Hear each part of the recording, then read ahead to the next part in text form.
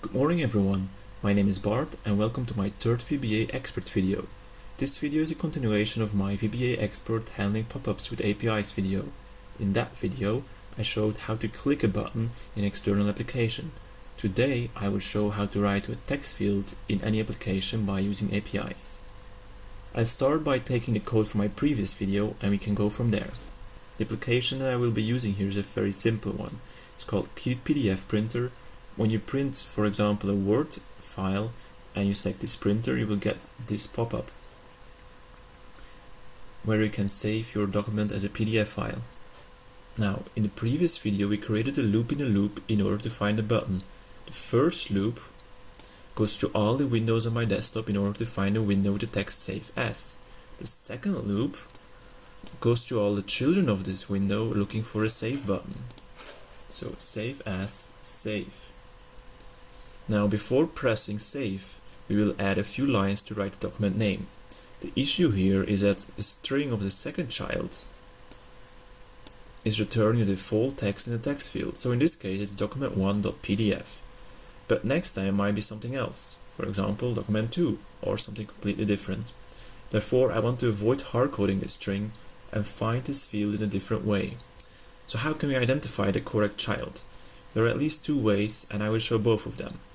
First off, we can look for a stable child name in front of it. In this case, you can look for file name. We can find this field and then we know automatically the next field will be the correct one where we want to write something to. Or a second way to find this field is by looking at different information. For example, we can look at the class. In this case, the class of this text field is edit and it's the only field which has the edit class in this window. I'll implement both of them to be 100% sure and also just to show you both cases or both ways of working. Let's start by creating 3 new variables.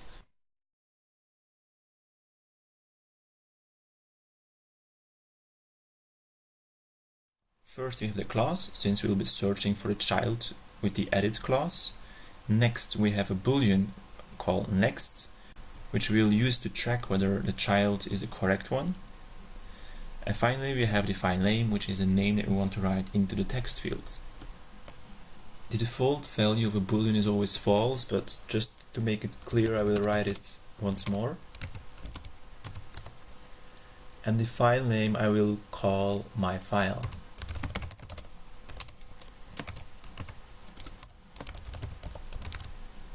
First off, I will add a search for the file name child, which is this one. And once I find this file name, I will set my boolean next to true. So in the next iteration of this loop, I will take the necessary action, which is I will write something to this text field.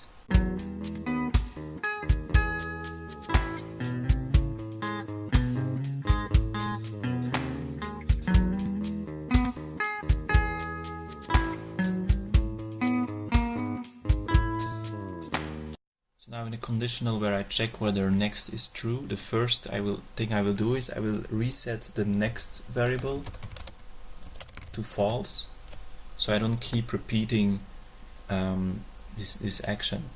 The API that I'm using to write something to the text field is the exact same as I used to click the button. The only difference is instead of click, I use the argument setText.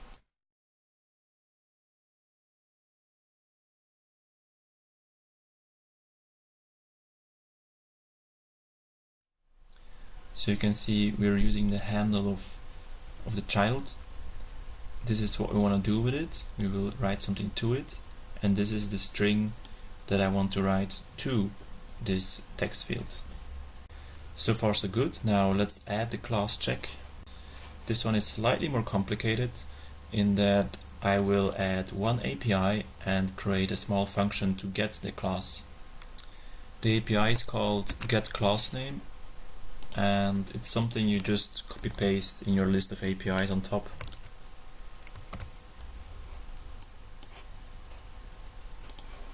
So next I create a function. I will call the function getClass, and the only input parameter I need is the handle of which child I want to get the class from.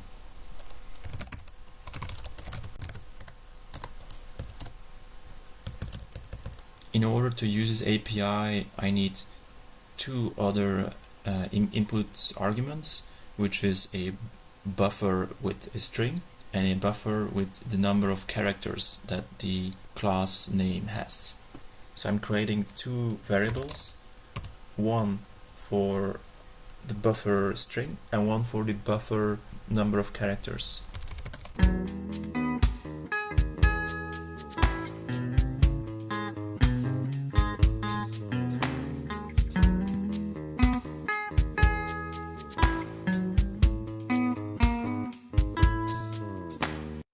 So as you can see, I'm here building the length of the buffer and the string space. I'm building them big enough so it will basically get in the class name no matter which name it is. And then at the end I trim it from the left to get the name without any spaces. So I'm going back to my main module or main subprocedure. I will use the class variable that I created in order to store the class of every child that I'm handling.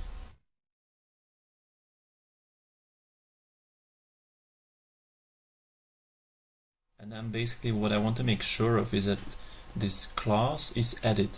So I will add this to the condition which I wrote before, if next is true, but also if as class equals added. So let's give it a try. I will bring back this pop-up.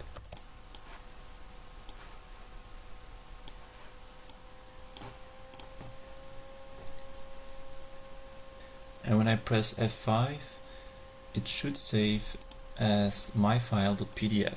There we go.